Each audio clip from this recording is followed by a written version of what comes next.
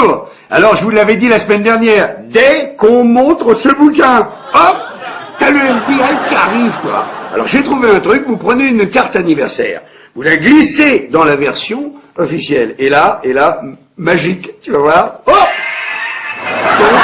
Et là, ça les amuse, tiens. Et là, tu vois, les v'là barrés, tu vois. Alors là, donc, je vais pouvoir maintenant vous parler des passeports magiques. Alors, il faut savoir, au lendemain du 11 septembre, hein, donc vous vous souvenez, hein, il y a les deux avions rentrent dans les tours, les deux tours s'écroulent jusqu'à leur fondement, il y a ça de poussière partout dans toute la ville. Hein. Et là, il y a un gars, il se promène comme ça, tout d'un coup il fait « Oh, dis donc, qu'est-ce que c'est que ça ?» Il bute dans un truc, tu vois. Alors il fouille avec sa main, toi, dans sa poussière, et qu'est-ce qu'il ressort? Il ressort, tu vas pas me croire, il ressort un passeport du pirate de l'air, d'un des pirates de l'air, un passeport intact, même pas brûlé, rien du tout, je l'ai, le passeport, regarde, hop, le voilà, avec l'estampille, hein, officiel FBI, pas brûlé, rien, tu vois, extraordinaire. Alors, la question, c'est, est-ce que vous trouvez ça troublant? C'est ça la question. Comme ils ne sont pas encore revenus, je vais vous en montrer un autre. Le dernier avion, c'est Chanceville, il tombe dans la forêt. Là, l'avion, pareil, vaporisé, hein, c'est le terme employé, vaporisé, c'est vaporisé, quoi. Donc, pas de moteur, pas de nez, pas d'aile, pas de queue, pas de basket, mon vieux, pas une valise, pas une goutte d'hémoglobine, mais toujours un petit passeport. Ça, c'est le clin d'œil américain. Il faut toujours retrouver au moins un petit passeport. Hop, le voilà, ce passeport. Mais alors là, celui-là, un passeport brûlé, hein, comme vous voyez, mais brûlé correctement, hein. Et ça, c'est du fait main, ça, c'est fait aux hippos, ça, tu vois, là, il faut brûler, mais qu'on voit bien quand même la tête, tu vois, le nom et le prénom. Sinon, ça n'a aucun intérêt, voilà. Alors, je me disais, mais ils sont où nos journalistes d'investigation? On avait des journalistes d'investigation, c'est passé où? On avait le canard enchaîné, là, hein, Charlie Hebdo, toi, hein, on était rassurés, nous, avec des journaux comme ça, on se disait, putain, ils ont des couilles, toi. Et puis là, non. Là, pas du tout des passeports, ils ont vieilli, hein, tu sais, le canard et Charlie. À mon avis, ils ont dû se chier dessus, puis maintenant ils ont peur de se mettre debout, tu vois, à cause des odeurs, ça va, voilà, ça va les gars? Non, je disais, simplement, je demandais aux gens s'ils trouvaient ça troublant. Tu sais d'ailleurs, à propos des trous noirs qu'il y a dans l'univers, tu sais, qui aspirent tout sur leur passage, il y a quelqu'un qui a dit, je sais plus qui, il a dit, ces trous noirs, c'est troublant. Allez, à la semaine prochaine.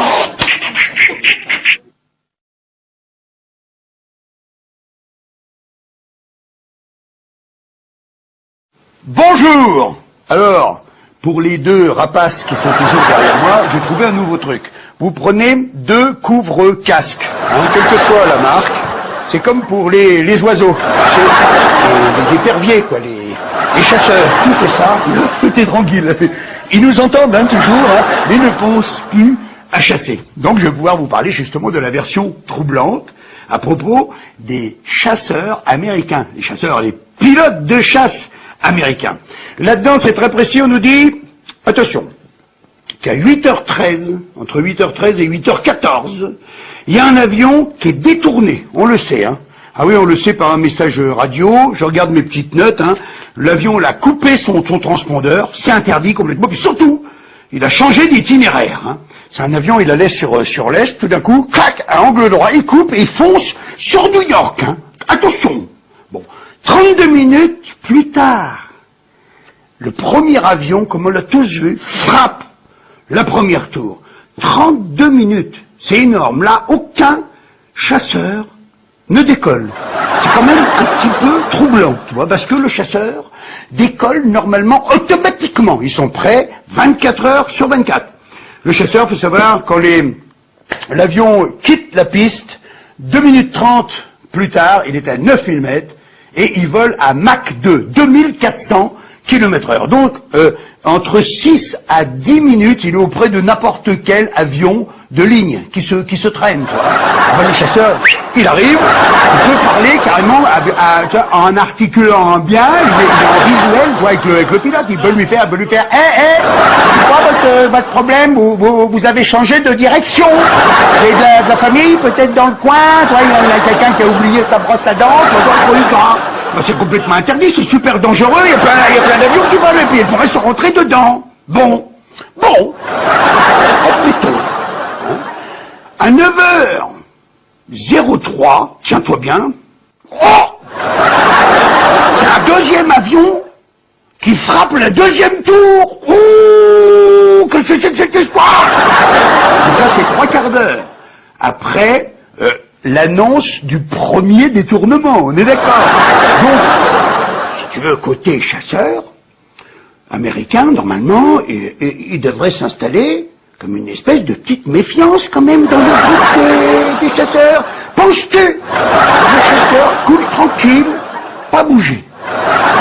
Alors on ne sait pas ce qui s'est passé, peut-être la machine à café elle était en panne, ils n'ont pas pu les appeler, ils étaient sur vibreur, on ne sait pas. Alors moi vraiment, toi, là je trouve ça quand même assez troublant, tu vois, parce que le truc le plus embêtant, si tu veux, dans cette version, c'est que 1h23 plus tard, c'est marqué là-dedans, hein, à 9h37, il y a, soi-disant, un Boeing 757 qui frappe le Pentagone. 1h23. Alors là, 1h23, quand même, toi, ça fait beaucoup. Alors, si vous voulez, donc, pour vous résumer un petit peu le truc, le jour du 11 septembre 2001, il faut d'abord féliciter l'aviation civile. Bravo à l'aviation civile américaine, parce que, et c'est marqué, c'est bien marqué là, dedans aussi, ils ont réussi en à peine 1h15 à faire atterrir 4500 avions.